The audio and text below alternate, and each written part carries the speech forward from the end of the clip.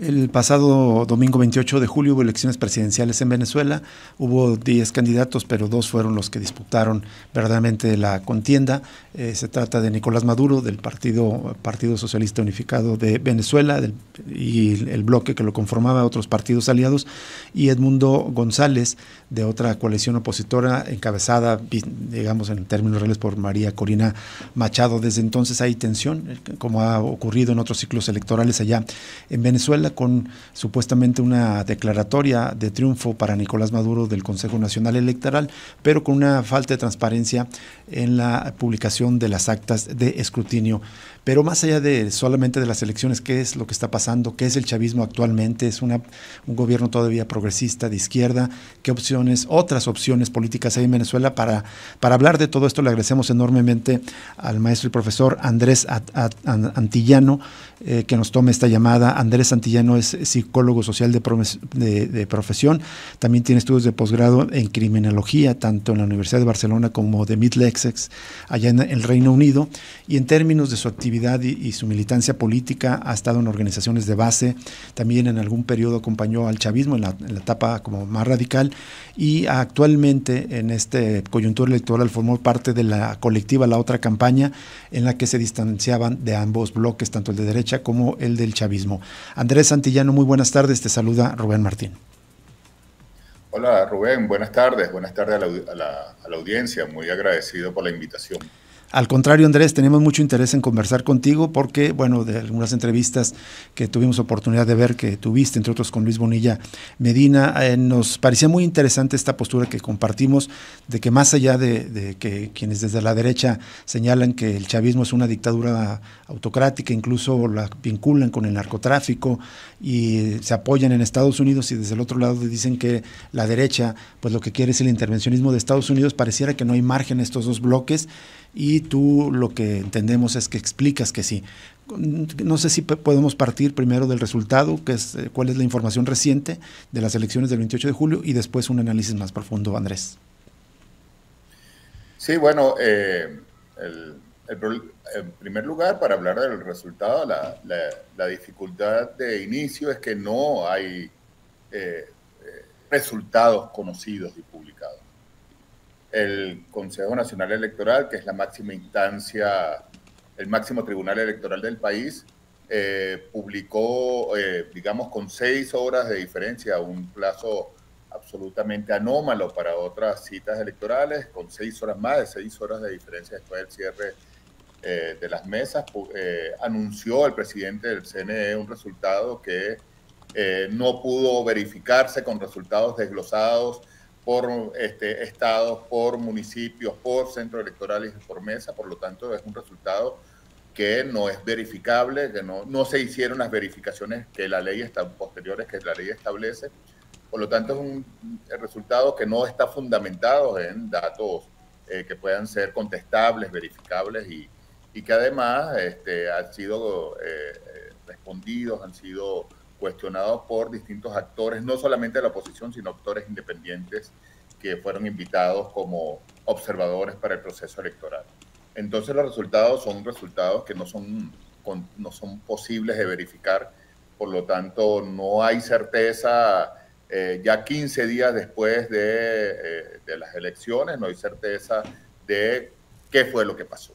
Y eso, por supuesto, siembra desconciertos, condiciones para la violencia, crea condiciones para el descontento.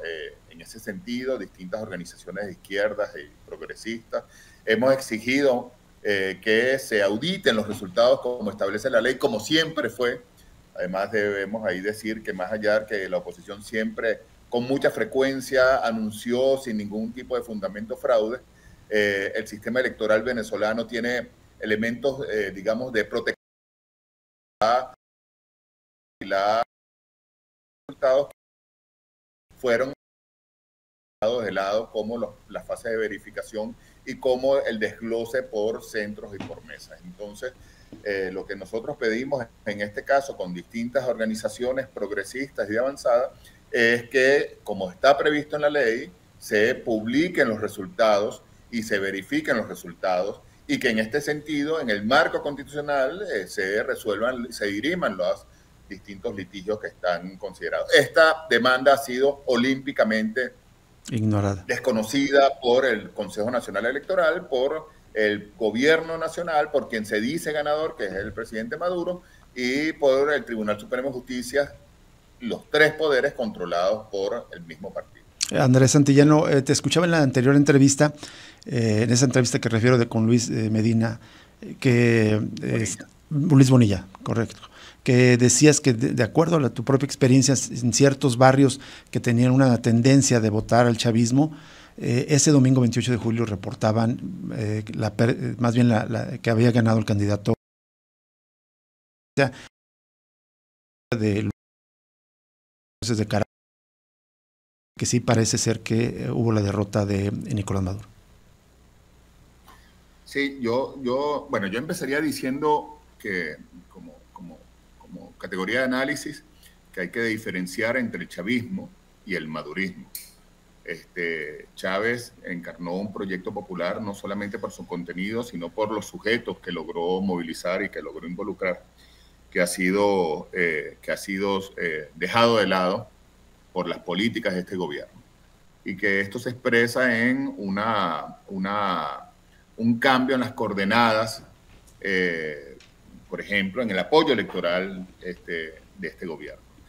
Mientras el voto chavista fue un de los países, el voto de clase fundamentalmente privilegio, una sociedad es la coordenada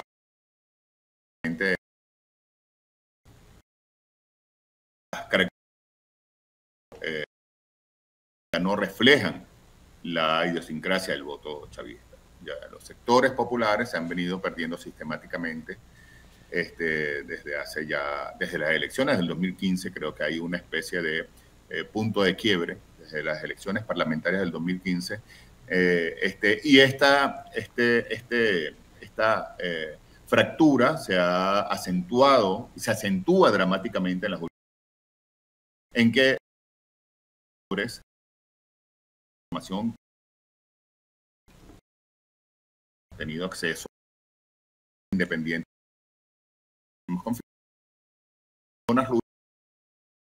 pierde abrumadoramente Nicolás Maduro y gana el candidato Edmundo González, ¿no? Eso es pero yo agregaría un dato más, Rubén. Yo creo que además de la derrota electoral hay una pérdida de la hegemonía del chavismo, del madurismo, porque además estos sectores se desbordan en un primer momento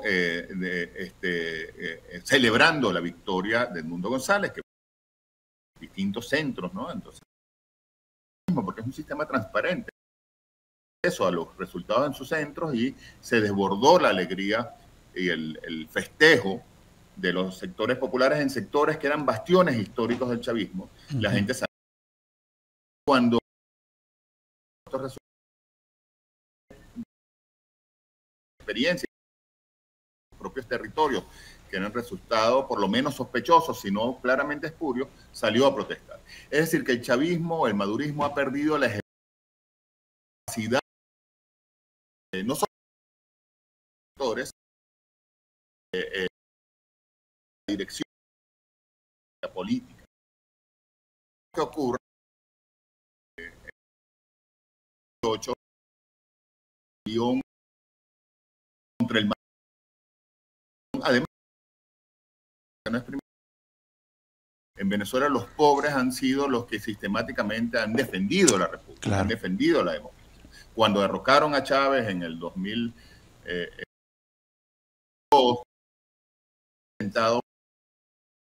pero el gobierno de la voluntad del pueblo ha sido el pueblo popular, el pueblo pobre, el pueblo popular, discúlpenla, el pueblo trabajador, los sectores populares, los que a voto final en relación con Jesús, quería justo después es la protesta nos comenta, son sobre todo los sectores populares. Esto te lo pregunto porque en la lectura, digamos, que se da en los medios, sobre todo internacionales y más afines a la derecha, pues que prácticamente fue una represión a los seguidores de María Corina Machado, pero me parece que no, que más bien eran sectores populares de los barrios no afines a María Corina. A ver si tú nos confirmas esto.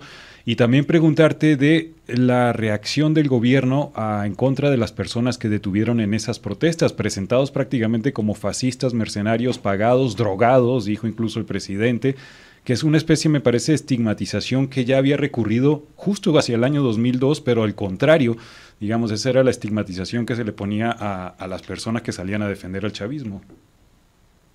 Sí, en efecto, digamos las dos cosas, ¿no? El barrio en Venezuela refiere a barrios pobres. Por antonomasia, el barrio es barrio pobre. Hay un vocabulario profundamente clasista que diferencia entre el barrio y la urbanización, entre el cerro y las zonas planas, porque además la mayoría de las ciudades de Venezuela están en la cordillera centro-norte. Entonces fueron los barrios, es decir, los sectores pobres de la ciudad, los sectores periféricos, interior del país, que se primeras horas en protesta contra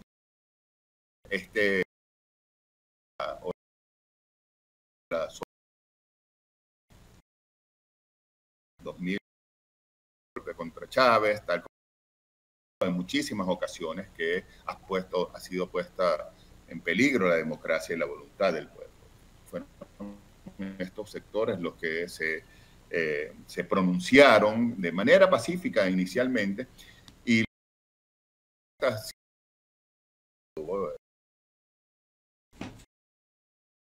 pero que estas derivas violentas fueron resultados fueron posteriores a la violencia policial. Se comprueba algo que quienes hemos trabajado sobre la protesta popular y sobre los conflictos populares sabemos, la violencia policial es un desencadenante de la violencia popular. Sin duda. A pesar que se pretenda invertir los términos regularmente. Entonces fue fundamentalmente en los sectores populares y clase medias, que han sido los sectores tradicionalmente que se han visto que han sido la base social y la base electoral de la oposición más de derecha o de la derecha opositora, para decirlo, porque creo que nos gobierna otro tipo de derecha. Los sectores de clase media de las grandes ciudades se mantuvieron apáticos, se desmovilizaron. Sospecho que porque en el fondo hay una profunda fobia a los sectores populares, que como fueron los sectores populares los que se movilizaron, estos sectores clase media se repliegan. Curiosamente, lo que termina ocurriendo es que en estas protestas, sobre todo el primer y segundo día, no está presente ni los partidos de oposición de derecha, ni María Corina.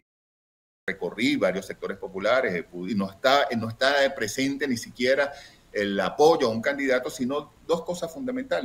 Protestas contra Maduro, contra el gobierno Maduro, que ha sido un gobierno caracterizado por políticas profundamente antipopulares, regresivas, neoliberales, y el reclamo por el respeto al voto. Ahí no estaban clamando por María Corina, yo no vi ningún tipo de apología a María Corina, ni a la derecha, ni al programa neoliberal, sino el respeto a la voluntad popular, a la soberanía popular. Lo que moviliza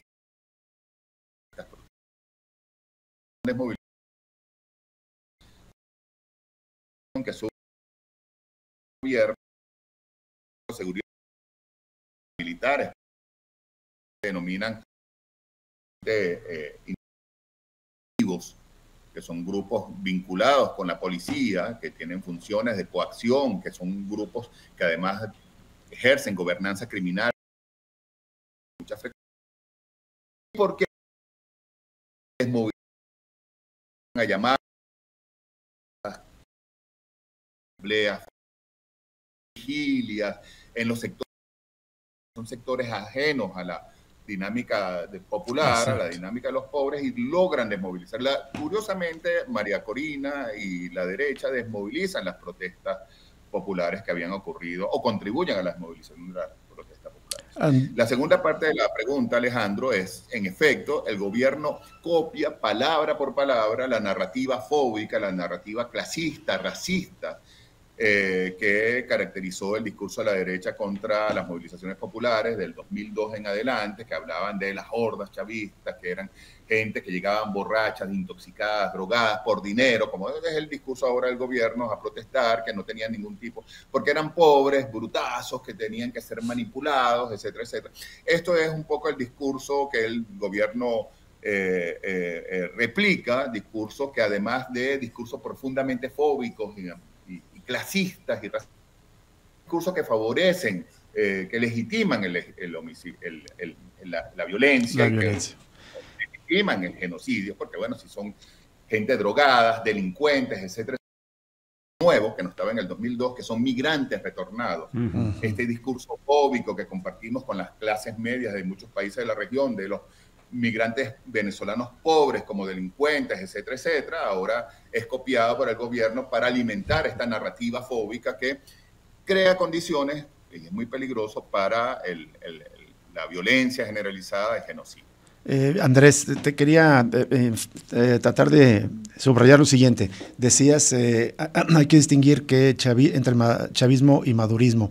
Y también te quería pedir la caracterización entonces del madurismo, pero lo acabas de decir. Hay una derecha opositora, pero en este caso también hay un gobierno de derecha que es maduro, esa es, digamos, la definición, y esto es a partir justamente de las políticas neoliberales que ha implementado en los últimos años. Sí, yo creo que Maduro aniquila el legado de Chávez. Aniquila el legado de Chávez, que es un legado antineoliberal y democrático. O sea, basado en la inclusión social y en la democracia. Que son dos ejes, digamos, que no son dos ejes.